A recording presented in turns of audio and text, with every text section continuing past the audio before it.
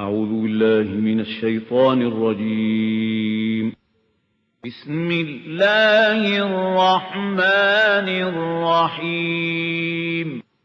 لقد أرسلنا رسلنا بالبينات وأنزلنا معهم الكتاب والميزان ليقوم الناس بالقسط. صدق الله العظيم.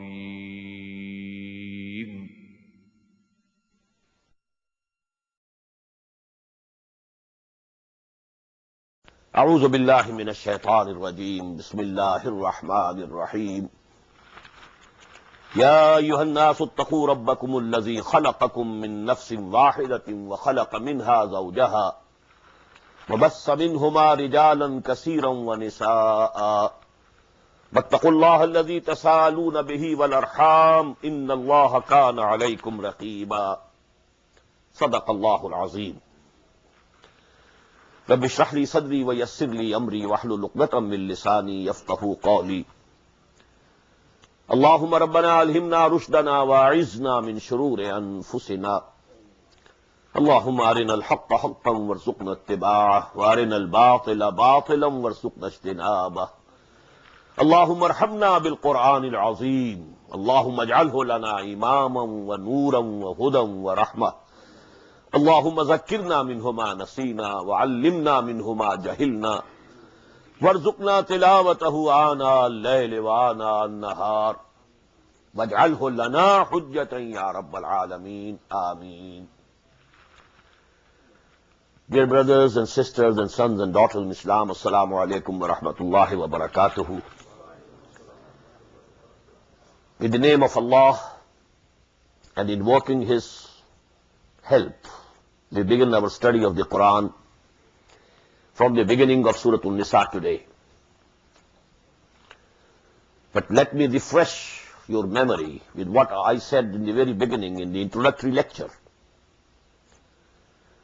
about the grouping of the surahs of the Quran. As you know, Quran consists of 114 surahs, and they are grouped in two ways. One mode of grouping is what we call ahzab or manazil. In the Indian subcontinent, we use the word manzil. In the Arabic world, the term is hizb. The plural of hizb is ahzab. These 7 ahzab, they are nearly equal in volume. And this grouping has been done only with the sole purpose that if a Muslim recites one hizb every day, he will complete the recitation of the whole of the Quran in a week. So to complete the recitation of the whole of the Quran in 1 week, Quran has been divided into 7 ahzab. But they are not absolutely equal in volume or size. Because if you want to have absolutely equal ahzab, then you will have to break the surahs. Some surahs are very long. Some are very short. So that is why, these ahzab are not absolutely equal, they are nearly equal. But there is a very beautiful design in this division. This division was present in the days of the Prophet ﷺ and the companions, radiyallahu ta'ala alayhim ajma'in. If you take away Surah Al-Fatiha, which is the preface to the whole of the Quran, which is called Ummul Kitab, Ummul Quran. Now 3 surahs comprise first manzil. Surah Al-Baqarah, Surah Al-Imran, Surah An-Nisa. The next has 5 surahs. The next has 7 surahs. The next has 9 surahs. The next 11. The next 13. and the last comprises of 65 surahs. Again, a multiple of 13. 13 into 5 goes to be 65. It's a mathematical system. These are the ahsab. To facilitate a reciter who recites Quran every week. So these 7 portions, he can easily recite 1 portion a day and complete the recitation of the whole of the Quran in 1 week. There's another grouping. And that grouping is based on the subject matter of the surahs. We know, everybody knows, that the Makki and the Madani surahs are interspersed in the whole of the Quran. We find 4 Madani surahs, very long, very lengthy. Suratul Baqarah, Suratul Al Imran, Suratul Nisa, Suratul Ma'idah. Then 2 Makkis, Suratul An'am, which you heard in the Taraweeh today. Then Suratul Araf. Again you have 2 Madanis. Which are they? Suratul Anfal, Suratul Tawbah. Then 14 surahs which are Makkis, and 1 surah which is Madani, that is Suratul Nur. Then several surahs Makki, and again 1 surah Madani, Suratul Ahzab. Then several Makki surahs, and then 3 surahs which are Madani, Suratul Muhammad sallallahu alayhi wasallam, Suratul Fath, and Suratul Hujurat. Then there are 7 surahs Makki, and then 10 surahs Madani, starting from Suratul Hadid and ending with Suratul Tahrim. Then you know most of the rest of the Quran comprises of the Makki surahs, except for a small number of the surahs in the end of the Quran, which are Madani. So these are 7 groups, Makki Madani, Makki Madani, Makki Madani, 7 times. And each group comprising of 1 or more Makki surahs and 1 or more Madani surahs, it becomes a group. And each group has a central theme. The Makki surahs of that group and the Madani surahs of that group, they are discussing the 2 aspects of that theme. The same theme. One aspect in the Makki surah and the other aspect in the Madani surah. And so on. So the first group of these comprises of Suratul Fatiha, only 1 surah which is Makki. And what is the central theme of Suratul Fatiha? Ihdina as-sirat al-mustaqim. Oh Allah, lead us to the right path. Sirat al-lazina an'amta alayhim ghayri al-maghdubi alayhim wa ad-dallin. Hidayah, guidance, guide us. And not only guide us, lead us to the right path. Now the 4 Madani surahs are giving you that right path. What to do, what not to do. The main theme is Sharia. These things are permissible, they are halal. These things are prohibited, they are haram. You can go this way, not this way.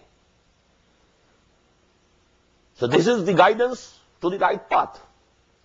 So the main theme of the 4 Madani surahs, Suratul Fatih, Suratul Baqarah, Suratul Al Imran, Suratul Nisa, Suratul Ma'idah, is the Sharia of Muhammad sallallahu alayhi wa sallam.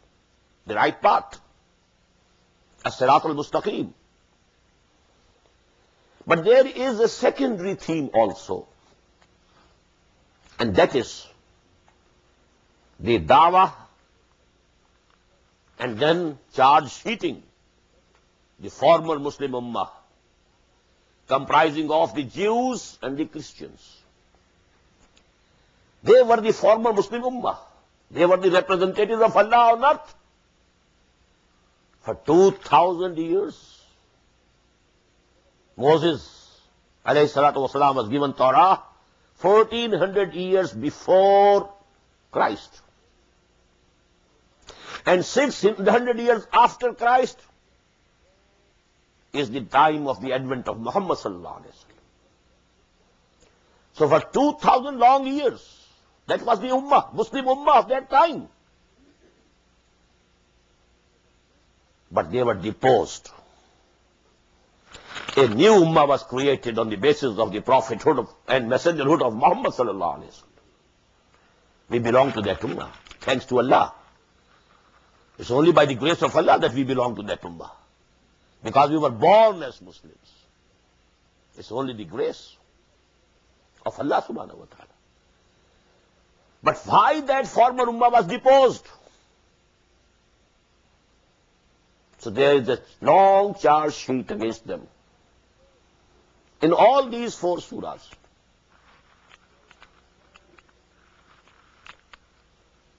So these 4 surahs now, as I told you, has 2 themes. Number 1, the Sharia of Muhammad sallallahu alaihi wasallam.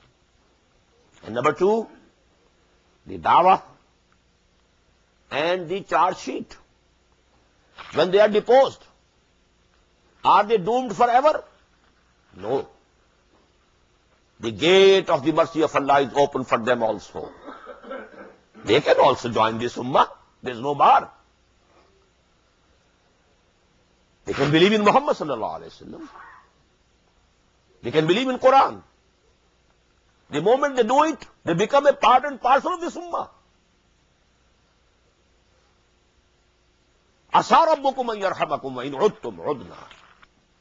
This is the ayah in Surah Bani Israel, which is the Makki surah. Your Lord is still ready to have mercy upon you. Don't think you are doomed forever. You have been deposed from that position due to your misdeeds.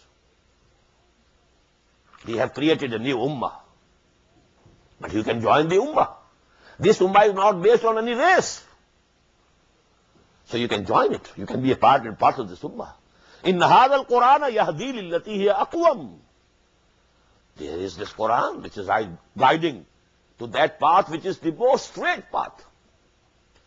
So this dawah, come and join this ummah. Come and believe in Muhammad sallallahu alaihi wasallam. Come and believe in this Quran. And the gates of the mercy of Allah are open for you.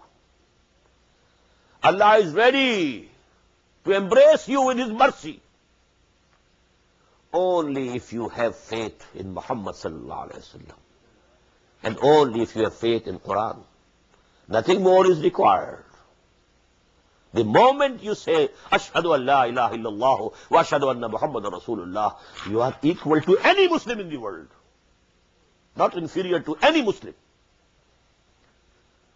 Now these 4 surahs, they are divided, or you may say they are divisible in 2 pairs of 2 surahs each. There are certain similarities, between Surah Al Imran and Surah Al-Baqarah. For example, most apparent, both start with huruf muqatta'at, the alphabets which are pronounced brokenly, separately. Alif, Lam, Mim, Zalikal Kitabul la rayba fih. This is the beginning of Surah Al-Baqarah. Alif, Lam, Mim, Allahu la ilaha illahu. This is the beginning of Surah Al Imran. The second, very apparent, prominent similarity, both the surahs end with very grand prayers. ربنا لا تؤاخذنا إن نسينا وأخطأنا ربنا ولا تحمل علينا إصرا كما حملته على الذين من قبلنا ربنا ولا تحملنا ما لا طاقة لنا به واعف عنا واغفر لنا وارحمنا أنت مولانا فانصرنا على القوم الكافرين. And that is the end of Surah Al-Baqarah. And we find in the last section of Surah Al Imran, ربنا إننا سمعنا مناديا ينادي للإيمان أن آمنوا بربكم فآمنا ربنا فاغفر لنا ذنوبنا وكفر عنا سيئاتنا وتوفنا مع الأبرار ربنا وآتنا ما وعدتنا على رسلك ولا تخزنا يوم القيامة إنك لا تخلف الميعاد. Very grand prayer. Then we have the similarity. Both the surahs can be divided nearly in 2 halves. But I can't go into more details. Now we are coming to the second pair. And this consists of Surah Al-Nisa and Surah Al-Ma'idah. And you see, both start abruptly, both end abruptly. No huruf muqatta'at in the beginning of Surah An-Nisa. يا أيها الناس اتقوا ربكم الذي خلقكم من نفس واحدة وخلق منها زوجها وبث منهما رجالا كثيرا ونساء واتقوا الله الذي تساءلون به والأرحام إن الله كان عليكم رقيبا. No preface, no preamble, no huruf muqatta'at, no glorification of Allah, no tasbih, no tahmeed, nothing of the sort. Direct address starts from the very beginning. In the same way, Surah Al-Ma'idah, Ya ayyuhalladhina amanu awfu bil-uqud. Again, no huruf muqatta'at, no tasbih, no tahmeed, nothing of the sort. This is the similarity between these two. And we shall be noting the other similar points when we are going through the translation, inshallah. I don't want to spend more of time in this introduction. Now we begin with Surah An-Nisa. With the name of Allah again, and invoking His help again. Ya ayyuhan nasu attaqu rabbakum alladhi khalaqakum min nafsin wahidah. Let me tell you a few things about the Surah An-Nisa as a whole also. This consists of 24 sections, 24 rukus, and 176 ayat. And you know, its subject can be divided into two parts. The address to the former ummah, only 37 ayat out of 176 are addressing directly or indirectly the former Muslim ummah with one name, Ya Ahlal Kitab. Either inviting them to embrace Islam or charge sheeting them on their misdeeds. The rest, that is 139 ayat out of 176, they are addressing Muslims as Muslims. But this part also can be divided into two parts. A positive address to the Muslims, real Muslims, true Muslims, showing them the path, showing them the ways of Allah subhanahu wa ta'ala, showing them how to reform their society, how to uplift the degraded and downtrodden sections of society. This is what I am calling positive side. And there is a negative side also. 55 ayat I am labeling as positive, and 84 as negative. And what do I mean by negative? Here actually the hypocrites are being discussed and addressed, who were legally Muslims because they were saying Ashhadu Allah ilaha illallah wa ashhadu anna Muhammadan Rasulullah. They were praying behind Muhammad sallallahu alaihi wasallam in the mosque of the Prophet. But still they were lacking the real faith. They were hypocrites. So exposing them so that the Muslims should know the fifth columnist among their society. They should beware of their designs and plots. It was necessary to expose them, the hypocrites, and what they were doing, criticizing them, and also exhorting them to mend their ways. Have a second look on your attitude. Look what you are doing. You are condemning your own self. You will be doomed. Although you will think that you are Muslims, you will not be accepted and acknowledged as Muslims on the day of judgment by Allah subhanahu wa ta'ala. And we shall find in this surah the strongest condemnation of munafiqeen. Innal munafiqeen fi ad-darki al-asfali min an-nar. These hypocrites will be in the lowest portion, lowest section of Jahannam, of the hell.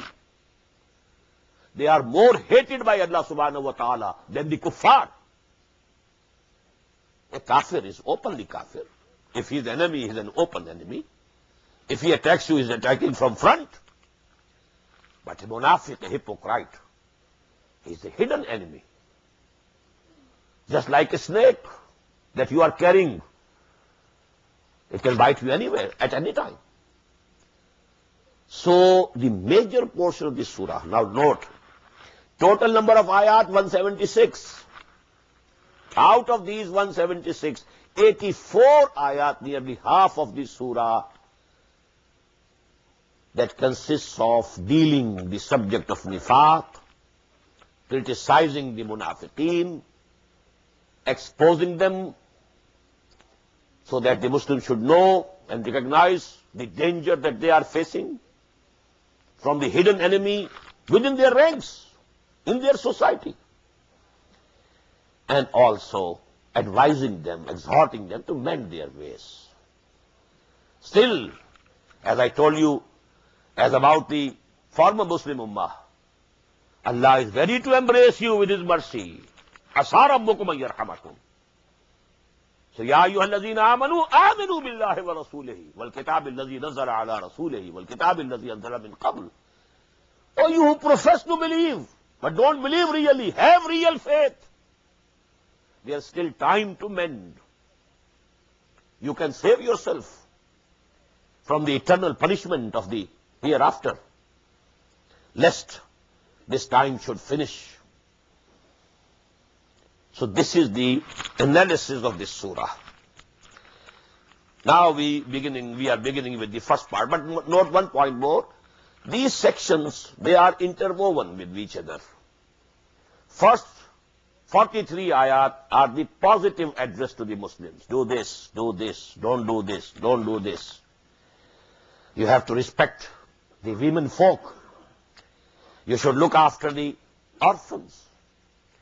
You should divide, whatever some deceased has left, the property, it must be divided according to the rules of the Sharia, and so on. The biggest chunk, to the address to the Muslims, it consists of positive ayat, positive commandments, the do's and the don'ts of the Sharia. And then, there is an address to the former Muslim Ummah, Ya Ahlul Kitab. Then there comes an address to the munafiqeen. But note one thing. Nowhere in the Quran the munafiqeen, the hypocrites, are addressed as Ya ayyuhal ladhina nafaqu, Ya ayyuhal munafiqun. Nowhere. Because they were also Muslims, legal Muslims. So they are also addressed, Ya ayyuhal ladhina amanu. Oh, you who profess to believe, but lack the real belief. But these things are in bracket, not in express verse.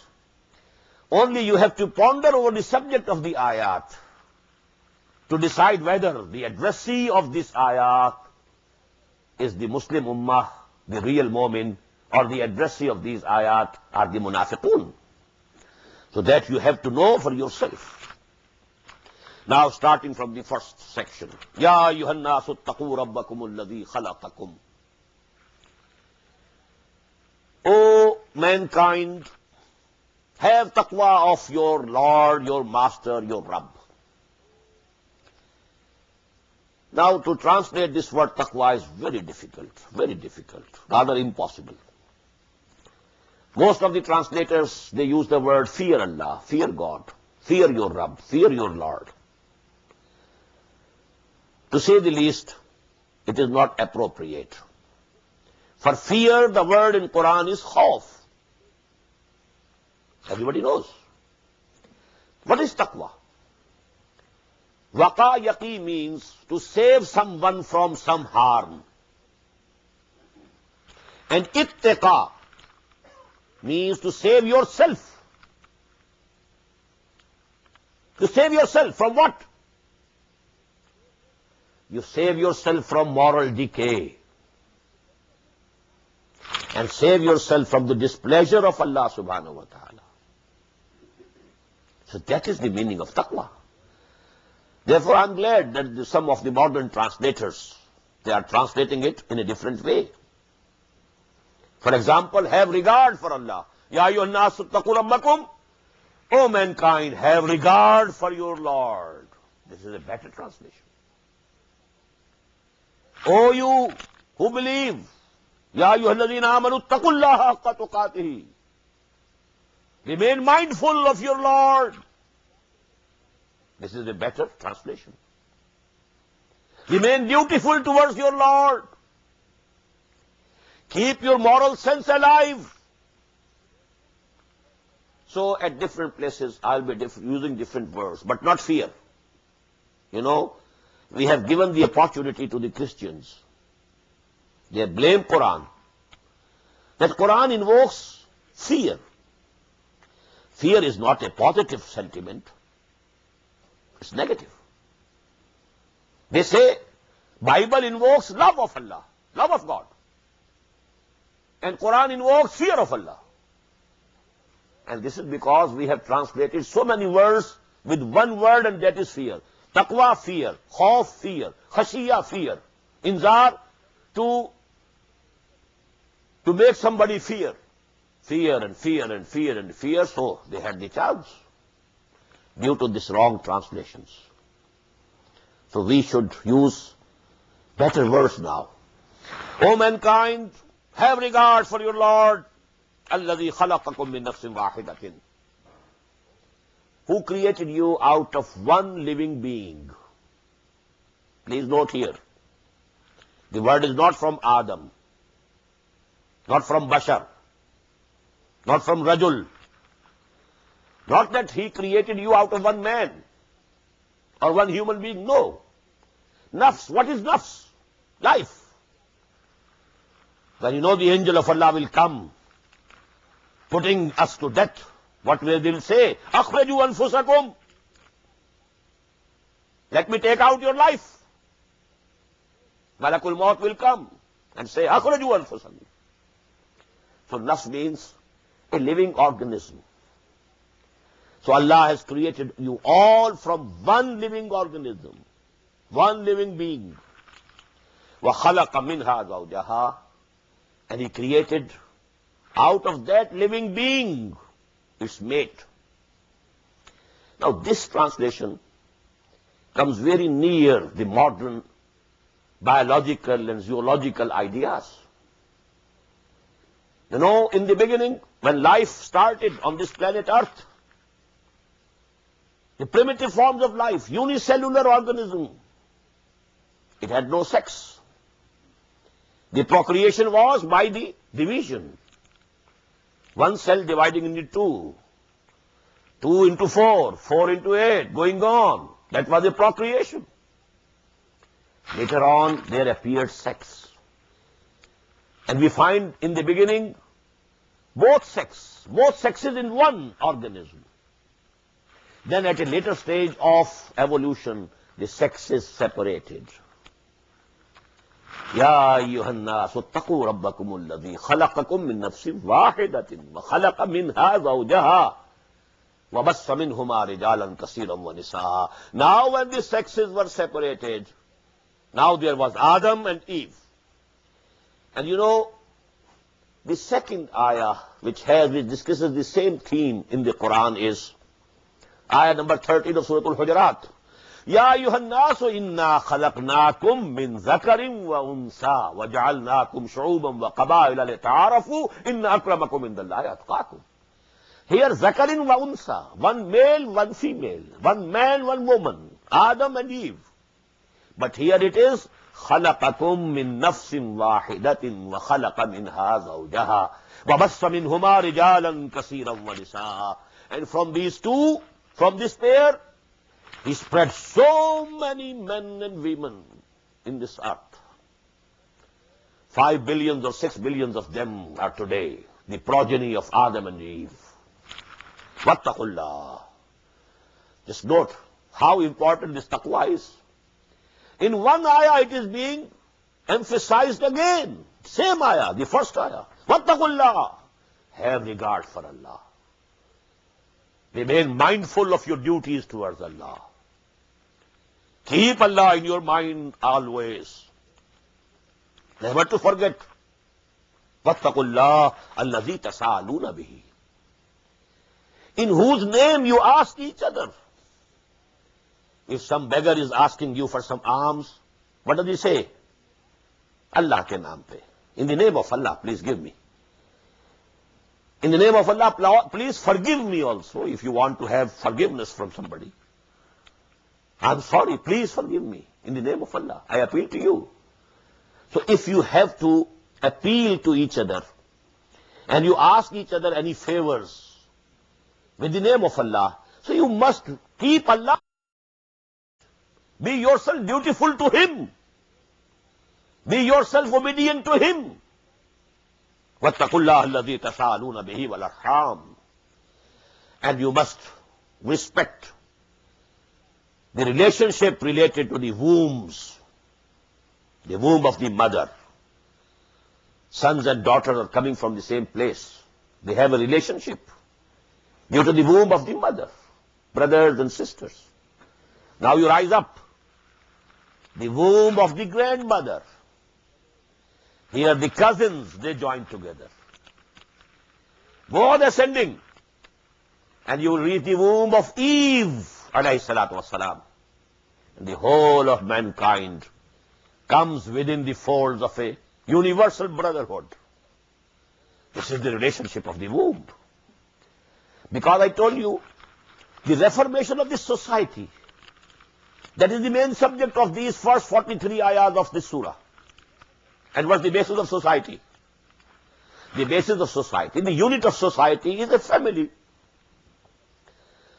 I read, today there was a very big ad, full page ad, in New York Times, perhaps yesterday or day before, from the American Family Association, perhaps. Now they are very much fearful. This institution is breaking. It has decayed. Even the President of the United States of America said that very soon the majority of the American nation will consist of bastards, born out of any legal wedlock. One parent family. The family has gone to ruins. To reform this family, to make it a very strong institution. Because the wall is made of blocks or bricks. If each brick is strong, then the wall will be strong. So this society is composed of families. If each family is strong, disciplined, organized, then the whole society will be organized and disciplined. And this family, what joins them is the wombs of the mothers. Wal arham, just note how much importance Quran is stressing on this kingship, this relationship due to wombs. وَاتَّقُوا اللَّهَ الَّذِي تَسَأَلُونَ بِهِ وَالْأَرْحَامَ. Here you have to use the word ittaqu again. وَاتَّقُوا الْأَرْحَامَ وَالْأَرْحَامَ. It is maf'ul. وَاتَّقُوا اللَّهَ. Have regard for Allah. وَاتَّقُوا الْأَرْحَامَ. And have regard for this relationship based on the wombs of your mothers. Inna Allah kana alaykum raqiba. Verily Allah subhanahu wa ta'ala is watchful over you. He is seeing you, watching you, what you are doing. وَآتُوا الْيَتَامَ أَمْوَالَهُمْ. The second downtrodden section of the society, orphans. Women and then orphans. The women have been exalted. The womb of the mother brought closer to Allah subhanahu wa ta'ala. وَاتَّقُوا الْأَرْحَامَ وَاتَّقُوا اللَّهَ الَّذِي تَسَأَلُونَ بِهِ وَالْأَرْحَامَ. You know the position of the mother, the respect that you must show to her. Al-Jannatu tahta aqdamil ummahat.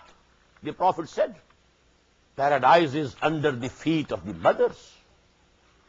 Now the second section, downtrodden, oppressed. Atul yatama amwalahum. Hand over to the orphans their properties and belongings. If somebody has died, he has left orphans, they are still minor, they can't look after their affairs, the whole thing goes in the hands of the uncles. And now those uncles are not paying and giving away, giving over the property of the orphans to them. They are eating it up. So these are now deprived. وَآتُوا الْيَتَامَى أَمْوَالَهُمْ. You must hand over the property of the orphans to them. وَلَا تَتَبَدَّلُوا الْخَبِيثَ بِالطَّيِّبِ. Don't change anything which is bad of your possessions with something which is good in their possession. I will give these things to him. Well, the bad things I can change, I can place here. I will complete the number of this orphan. Your father had left 10 camels. Well, I have given you 10 camels, but not the good camels that the father had left, but the weak ones, the diseased ones. وَلَا تَتَبَدَّلُوا الْخَبِيثَ بِالطَّيِّبِ وَلَا تَأْكُلُوا أَمْوَالَهُمْ إِلَىٰ أَمْوَالِكُمْ. Don't try to eat up their property by mixing it with your own property. When you intermix the two, then it's very easy to be dishonest. You must keep the property of the orphan, which is under your guardianship, separate, discreet. Don't mix it with yours, so that you can, knowingly or unknowingly, you misuse your authority and you eat up their property. إِنَّهُ كَانَ حُوبًا كَبِيرًا. Verily, it's a very big crime in the eyes of Allah. وَإِنْ خِفْتُمْ أَلَّا تُقْسِطُوا فِي الْيَتَامَى. And if you fear, you are afraid that you will not be able to do justice to the orphan girls. This ayah is very important because some of the people who don't believe in hadith or sunnah of the Prophet, the munkareen of sunnah, they have misinterpreted this ayah. The real interpretation comes from a hadith from Aisha radiyallahu ta'ala anha. And we shall see that very explanation is given by Quran itself in ayah number 127 of this very surah. We shall read it, inshallah. What is the background of this ayah? Because, if somebody had minor orphan girls under his guardianship, and that minor girl had some property also which was left over by her parents. Now a person who is the guardian marries her. There's no need of giving any dowry. She's under your control. She's already under your thumb. And there's nobody to ask for her rights. You can treat her as you like. Because she was an orphan. She didn't have anybody, any father, any brothers to look after her rights. So they used to do it. Well, this is the orphan. I marry her. Now all the property comes to me and nobody is there to ask for the rights of this orphan girl. So Allah subhanahu wa ta'ala says, وَإِنْ خِفْتُمْ أَلَّا تُقْسِطُوا فِي الْيَتَامَى. If you are afraid that you won't be able to do justice in case of the orphan girls. Here yatama means the orphan girls. فَانْكِحُوا. Don't marry them, but marry مَا تَابَ لَكُم مِّنَ النِّسَاءِ. You can marry other women who please you, whom you like. Masna wa sulasa wa ruba'. The Sharia of Allah is allowing you to have 2 wives at a time, 3 at a time, even 4 at a time, not more. That is the last. Masna wa sulasa wa ruba'. There are so many women. If you have to marry, you can marry other women. Don't marry this orphan girl which is under your guardianship, because you won't be able to do justice to her. And she will not be backed by any support from her own family. So you are very much liable to do injustice. One. وَإِنْ خِفْتُمْ أَلَّا تُقْسِطُوا فِي الْيَتَامَى فَانكِحُوا مَا طَابَ لَكُم مِّنَ النِّسَاءِ مَثْنَىٰ وَثُلَاثَ وَرُبَاعَ. You are allowed to marry 2 or 3 or 4 at a time. وَإِنْ خِفْتُمْ أَلَّا تَعْدِلُوا. But this permission of marrying more than 1 woman is conditional. إِنْ خِفْتُمْ أَلَّا تَعْدِلُوا. If you are afraid you won't be able to do justice between these wives, فَوَاحِدَةٌ. Then you should have only 1 wife, because you have to do justice. Justice in all the measurable things. All the measurable things. The time that you spend with this wife must be equal to the time you are spending with the other wife. The money that you are giving monthly for household management to this wife, the same money should be given to the other wife. Anything which can be counted, which can be measured, must be absolutely equal. That is the condition. وَإِنْ خِفْتُمْ أَلَّا تَعْدِلُوا, permission is there. You can have 2 wives, 3 wives, 4 wives at a time. But this is the condition. You have to fulfill this justice. Only there is one exception. There may be, your heart is more inclined to one and not that much inclined to the other. But this is beyond your control. And this will be made clear in this very surah. We shall find in the next passages that Allah subhanahu wa ta'ala has accepted that this is the weakness of man. So this is pardonable. But whatever can be measured or counted, in that absolute equality has to be maintained. Time, money, dresses, etc., dwelling, they must be absolutely equal, at par with each other. وَإِنْ خِفْتُمْ أَلَّا تَعْدِلُوا فَوَاحِدَةٌ وَمَا مَلَكَتْ أَيْمَانُكُمْ أَوْ مَا مَلَكَتْ أَيْمَانُكُمْ. And in addition to the wives, you can have those slave girls whom your right hands possess. They are besides. They are not counted in wives. Wives are separate. ذَلِكَ أَدْنَى أَلَّا تَعُولُوا. This is more likelier that you won't go astray and you won't deviate from the right path. So if you keep only one wife, you are saved from doing any injustice. You will not be responsible on the day of judgment for any injustice to any one of them. So it's better to have one. This is persuasion. It's safer to have one. But you are allowed. There can be circumstances that a person needs more than one wife. You can, but you have to do justice. Full justice to all your wives. And not beyond 4. وَآتُوا النِّسَاءَ صَدُقَاتِهِنَّ نِحْلَةً. Again. And give over to the women their dowry, their bridal money, mahar, which we call. Sadaqat. This is sadaqat. Singular is sadaq. Sadaq means the bridal money which a husband pays to the bride, which we call mahar. So you must pay the mahar, or the bridal money, or the dower, or the dowry, with pleasure. Nihla. Don't think it's some fine that you have to pay.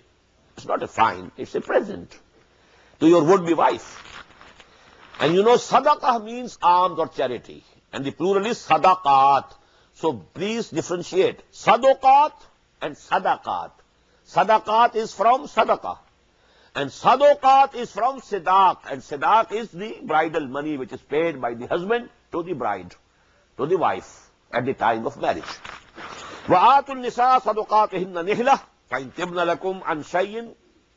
If they on their own concede some part of their dowry to you, well, you had promised me $10,000.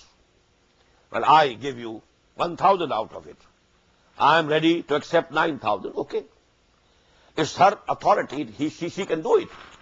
فَكُلُوهُ هَنِيًّا مَرِيًّا. You can eat it, you can use it, consume it, and you can consume it with pleasure and doing no good to you, no bad to you. وَلَا تُؤْتُوا السُّفَهَاءَ أَمْوَالَكُمْ الَّتِي جَعَلَ اللَّهُ لَكُمْ قِيَامًا. And don't hand over your properties to the feeble-minded. Sufaha, foolish, feeble-minded, retarded mentally. There are people. Perhaps an orphan is retarded in mind, mentally retarded.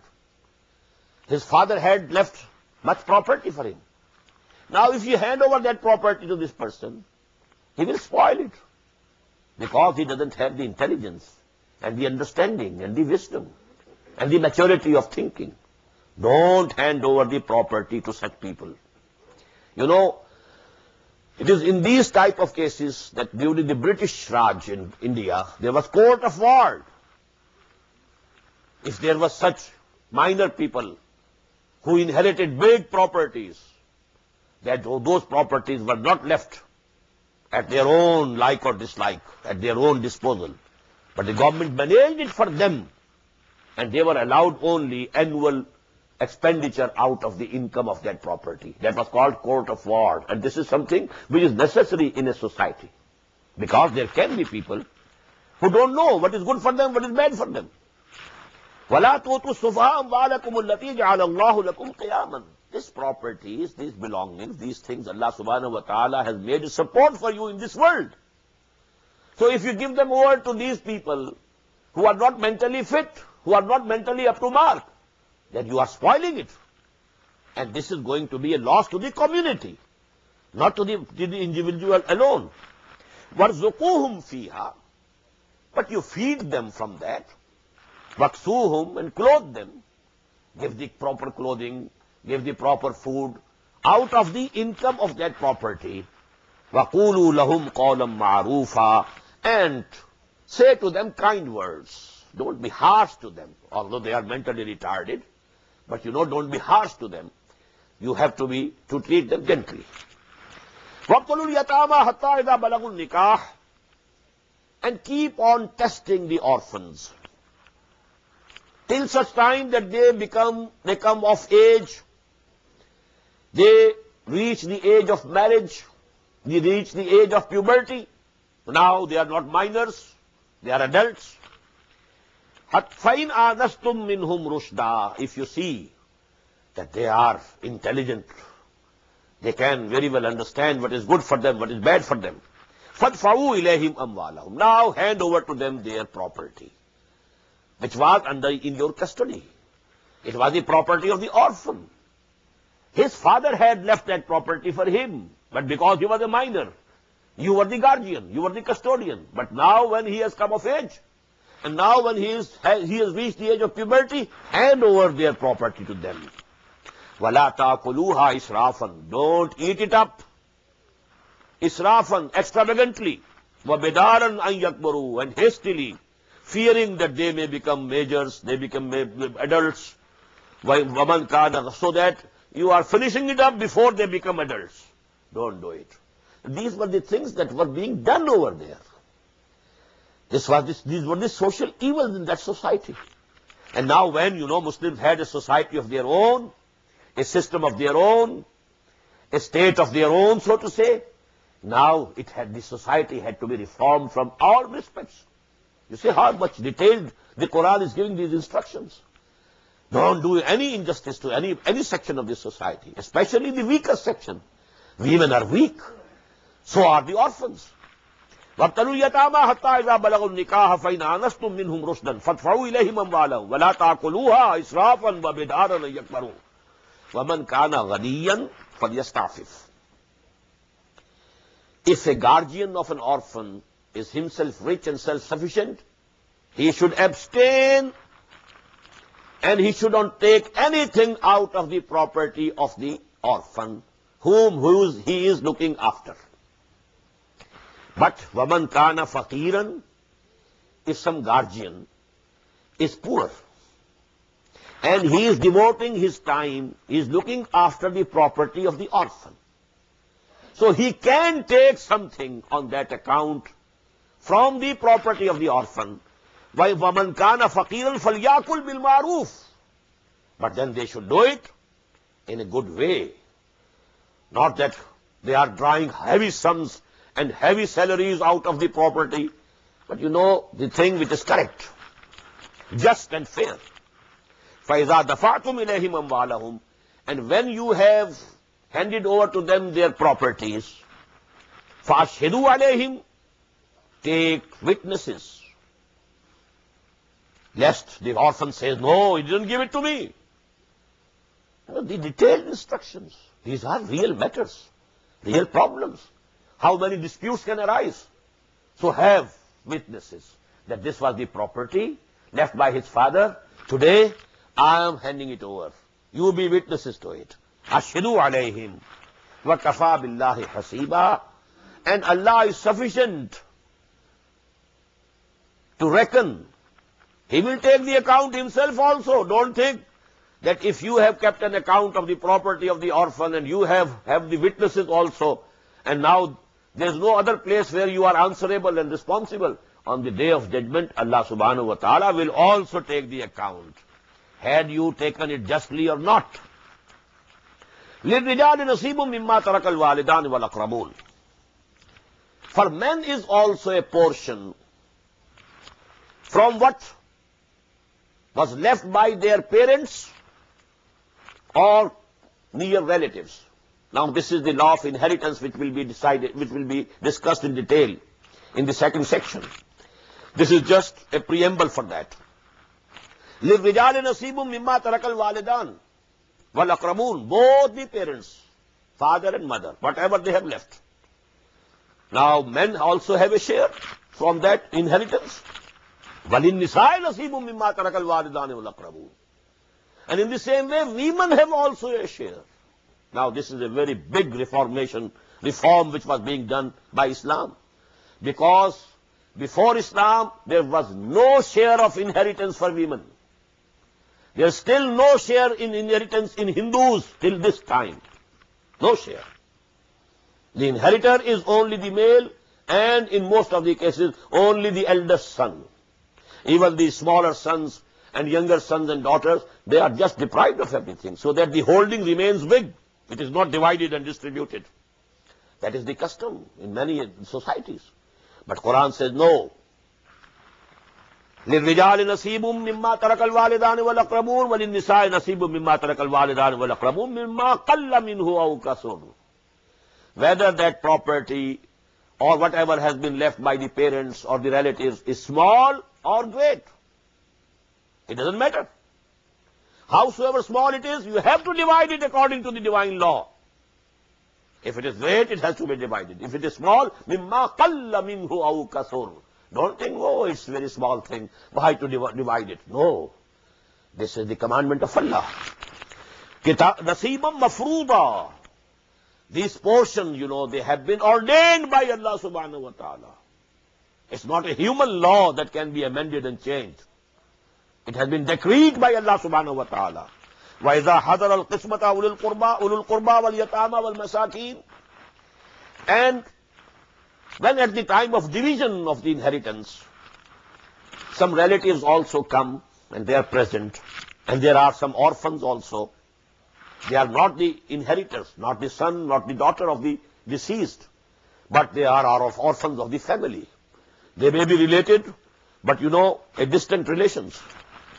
Wal masakin, or the poor, if they are present, destitutes are also present, give them also. فَآتُوهُمْ مِنْهُ وَقُولُوا فَارْزُقُوهُمْ مِنْهُ وَقُولُوا لَهُمْ قَوْلًا مَعْرُوفًا. Give something out of that inheritance to them also, and talk to them in a very gentle way. Kind words. وَلْيَخْشَ الَّذِينَ لَوْ تَرَكُوا مِنْ خَلْفِهِمْ ذُرِّيَّةً ضِعَافًا. And those who are dividing that property now, they should fear. Now this is khashiyah. Khashiyah means fear. Khawf means fear. If they should think about it, that had they been in the place of this person deceased, and had they been leaving behind them minor sons or daughters, how much they would be fearing about their future. Khafu alayhim. A man is dying and he is leaving minor sons, minor daughters.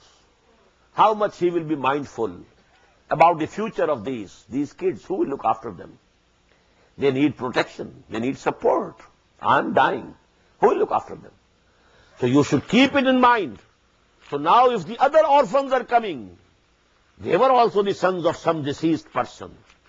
Be kind to them, so that if that time comes, God forbid, but if that time comes for your kids and sons and daughters, people will be kind to them also, if you are kind to the orphans today.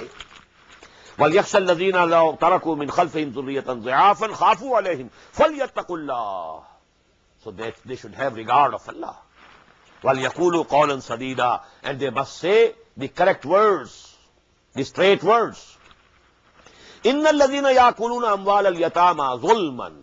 Verily those who are eating up the property of the orphans In zulman innama yakuluna fi butunihim nara. They are filling their bellies with fire. Basayaslawna sa'ira, and they shall enter a blazing fire. Don't think that if you have consumed the property of the orphan, well, you have consumed it.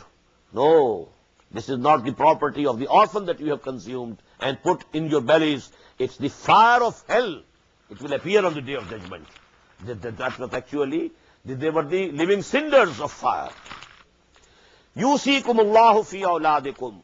I think we should take 1.5 hours in this session, or maybe 2 hours, because we can't say 4 Taraweeh with only 10 ayat. So we have to say at least 4 Taraweeh.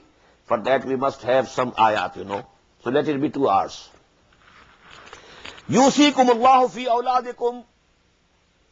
Allah subhanahu wa ta'ala enjoins upon you regarding your children. لِلذَّكَرِ مِثْلُ حَظِّ الْأُنثَيَيْنِ. This is a very profound place of the Quran. This section consists of only 4 ayat. And in 2 ayat, the whole law of inheritance has been stated here.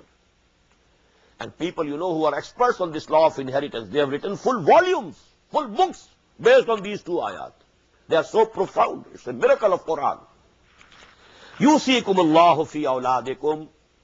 Now this is the beginning of the law of inheritance in Quran. Allah subhanahu wa ta'ala enjoins upon you about your sons and daughters, your children.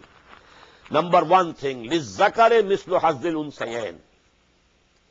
For the male there is a portion equal to the portion of 2 females. This is one principle, basic principles.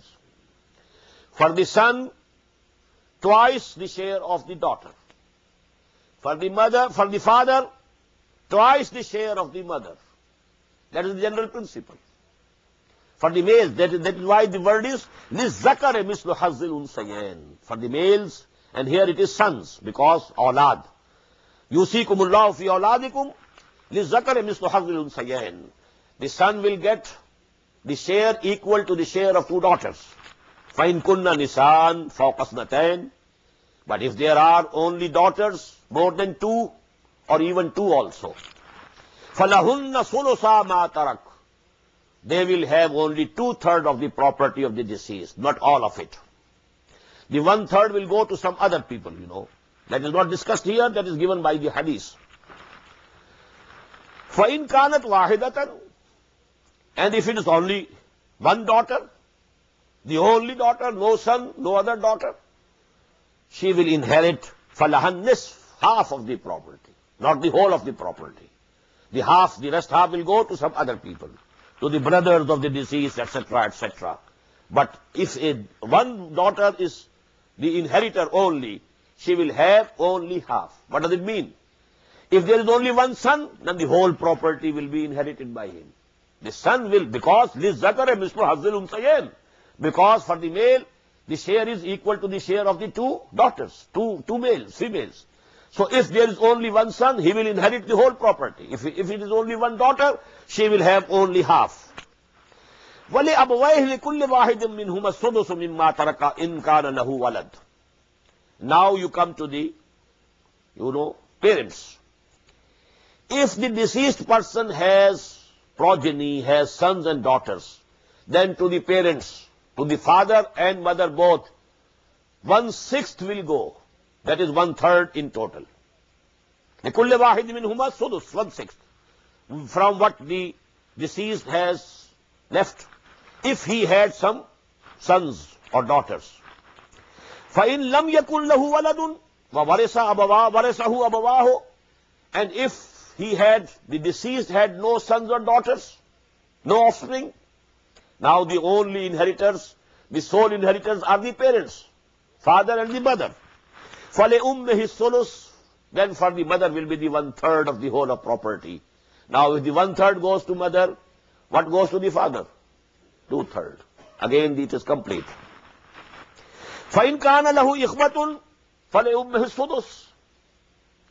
But if there are, brothers and sisters of the deceased, then for the mother will be 1/3, 1/6. min ba'di wasiyatin yusi biha, then, and this distribution will be made after, if any bequest had been bequeathed, that will be fulfilled. And after, if there was any loan on the deceased, that loan will be paid. This division and distribution will be after two things. Min ba'di wasiyatin yusi biha, then, if there is some bequest, that has to be fulfilled. And number two, if there is some loan, that has to be paid first. And then the rest of the property will be distributed according to this law of inheritance. Abaukum wa abnaukum, your sons or your fathers, la tadruna ayyuhum aqrabu lakum naf'an. You don't know who is nearer to you in benefit, because this is Allah who knows what should go to the parents, what should go to the offsprings. This is Allah. He decides. Fareedatan min Allah.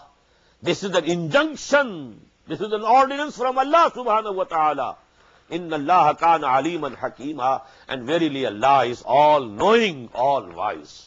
His wisdom is complete, His knowledge is complete. And He is giving you these instructions out of His total wisdom, out of His total knowledge. وَلَكُمْ نِصْفُ مَا تَرَكَ أَزْوَاجُكُمْ إِن لَّمْ يَكُن لَّهُنَّ وَلَدٌ. And you will have half of the property of your wives if they have no offspring. A woman dies without any offspring, no son, no daughter. Now the inheritor is this husband, but he will get half of the property. The rest of half will go to the brothers and sisters of that woman, that deceased woman. لَكُمْ نِصْفُ مَا تَرَكَ أَزْوَاجُكُمْ إِن لَّمْ يَكُن لَّهُنَّ وَلَدٌ. If the woman didn't have any offspring or children. فَإِن كَانَ لَهُنَّ وَلَدٌ. But if she had some offsprings, daughters or sons, فَلَكُمُ الرُّبُعُ مِمَّا تَرَكْنَا. Then you will inherit only 1/4 of what they have left. مِن بَعْدِ وَصِيَّةٍ يُوصِينَ بِهَا, or then, and again the same two conditions, after the bequest that she had bequeathed, and after the payment of the loan. وَلَهُنَّ الرُّبُعُ, now the opposite. وَلَهُنَّ الرُّبُعُ, and she will, and they will, and the women, the wives, they will inherit 1/4 مِمَّا تَرَكْتُمْ, of what you have left. إِن لَمْ يَكُنْ لَكُمْ وَلَدٌ. If you don't have any sons or daughters, then the wife will have 1/4. فَإِن كَانَ لَكُمْ وَلَدٌ. But if you have a daughter or a son, an offspring, فَلَهُنَّ الثُّمُنُ مِمَّا تَرَكْتُمْ, then they will inherit from your property inheritance only 1/8. Again the same principle, male and female. Rub and sumun, 1/4, 1/8. مِمَّا تَرَكْتُمْ مِن بَعْدِ وَصِيَّةٍ تُوصُونَ بِهَا, or then the same two conditions, after the bequest had been bequeathed and after the loan has been paid. وَإِن كَانَ رَجُلٌ يُورَثُ كَلَالَةً. Now there is another condition. A person who has left property and he has died, and he is kalala. What is kalala? He has no inheritor, not even in the sons or daughters, nor in the parents. We call it usul and faro'. Asl is the root. The root of the person are the parents, from where he has come. This is asl, usul. Faro', branches. Branches are the sons and the daughters. So primary inheritors are the usul, that is the parents, and the faro', and that is the offspring, sons and daughters. This is the primary inheritance. Then secondarily, wife and husband and wife. So they are the first circle of inheritance. Now if a person, whether he is a woman or a man, he or she has died, she had no, or he had no sons or daughters, nor the parents were alive. Now such a woman or a man is called kalala. وَإِن كَانَ رَجُلٌ يُورَثُ كَلَالَةً أَوْ إِمْرَأَةٌ. In this both the cases, whether he is a male or a female, she is a female. If they don't have any sons or daughters or parents alive, وَلَهُ أَخٌ وَأُخْتٌ, but they have that kalala, that man or woman, they have either one brother or one sister. فَلِكُلِّ وَاحِدٍ مِّنْهُمَ السُّدُسُ. And now this will be very clear in the last ayah of this surah, ayah number 176, that here the sisters and brothers are those from mother side only. We say that he is my real brother. What do you mean? That Father is the same, mother is the same. But if father or mother is different, only the common is one, either the father is common or the mother is common, we call them step brothers, sotele bhai behan. In Arabic, according to Islamic law, there are three types. Aini, allati, akhlafi. Any brothers and sisters are those who have common father, common mother. Number two, father is common, but the mothers are different. They are called allati. Mother is the same, fathers are different, then they are called akhlafi. So this is the case of the akhlafi. According to the Sharia, if the father is common, it is irrelevant whether the mother is common or not. They are real brothers, real sisters. Mothers may be different, because it is the male, the father, who is the decisive factor. So they are called reals. Akhyafi, for the akhyafi, where only the mother is common, fathers are different. This is the case of the akhyafi. If a woman or man dies without having any parents alive or any sons or daughters, and they have only akhyafi, only those type of step brothers or sisters who are only from the mother side, then for each one of them is only 1/6 of the inheritance. فَإِنْ كَانُوا أَكْثَرَ مِنْ ذَلِكَ فَهُمْ فِي شُرَكَاء فَهُمْ شُرَكَاء. If there are so many brothers and sisters, then the property will be divided among them. This 1/6 will be divided in sulus. 1/3 will be divided between them equally. مِنْ بَعْدِ وَصِيَّةٍ يُوصَى بِهَا أَوْ دَيْنٍ. And this will also happen after that wasiyah, that bequest has been completed, fulfilled, or the loan has been given. غَيْرَ مُضَارٍ, without harming anyone. What can be the conditions of harming? For example, somebody has made a bequest for his own son. He had crossed the limits of the Sharia. For those whose share in inheritance is fixed by Allah subhanahu wa ta'ala, you can't give any wasiyah for them. La wasiyat ale warisin. So if somebody has done something wrong, well, that must be rectified. The divine law will be supreme. The portions of the inheritors have been fixed by Allah subhanahu wa ta'ala. The son will get his own share according to the Sharia. The daughter will get her own share according to the Sharia. You can't make any wasiyah, any bequest in favor of the son or the daughter, or the father or the mother. This bequest can be for others, for some charity works, for some other distant relations, for some orphans, and so on. But if the wasiyah is for the waris, then it is not obligatory, but rather it is false. غَيْرَ مُضَارٍ وَصِيَّةً مِّنَ اللَّهِ. And this is injunction from Allah subhanahu wa ta'ala. How many times you see this is being repeated? So that you must be mindful that you can't make any changes, any amendments. This is the ordinance from Allah subhanahu wa ta'ala. Wallahu alimul hakim. And Allah is alim, all-knowing, hakim, all-wise. Tilka hududullah. And these are the limits placed by Allah subhanahu wa ta'ala. Alimul halim, He is the knower and forbearing. He is forbearing. He doesn't punish you immediately. He gives you time to amend your ways. He is halim. So this is his hilm. Wallahu alimul halim. Tilka hududullah. These are the limits placed by Allah subhanahu wa ta'ala. Again the emphasis. And how lightly we take this matter. What percentage of Muslims are serious about these matters?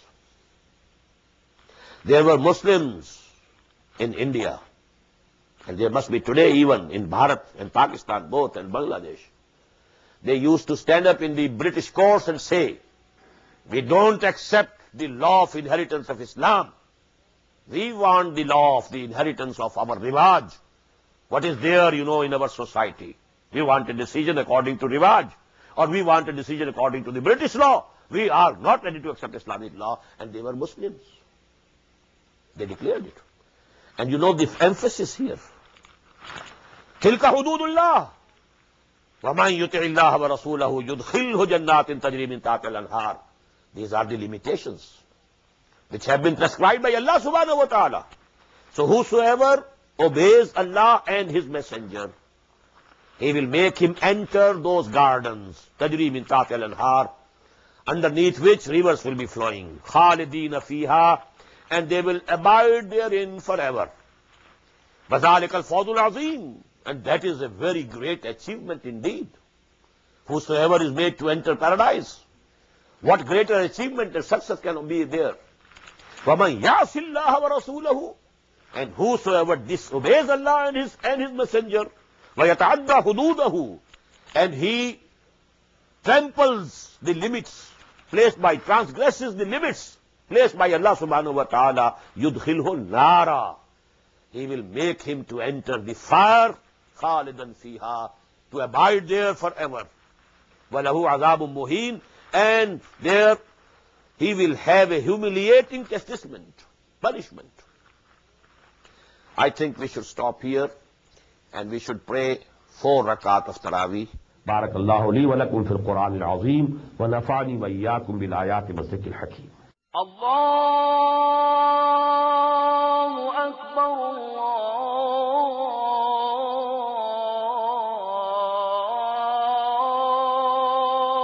أكبر. The Islamic Organization of North America, IONA, is an organization dedicated to reviving the Quran into the hearts of Muslims while bringing its message to non-Muslims.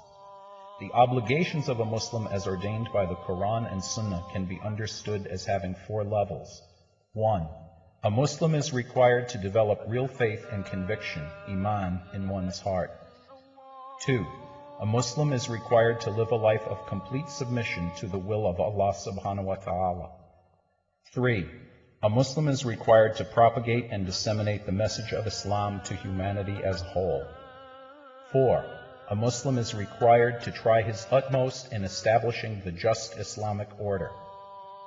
The first and foremost objective of establishing IONA is to assist the Muslims in North America to uphold and implement these obligations, first on themselves, their families, inform their friends, and then to invite the non-Muslims to Islam. The ultimate goal is to seek Allah's pleasure and salvation in the hereafter. For more information about IONA, please visit us at www.tanzim.us. You may also email us at info@tanzeem.us or call our toll-free number 866-779-IONA. Join us. Together we can make a difference.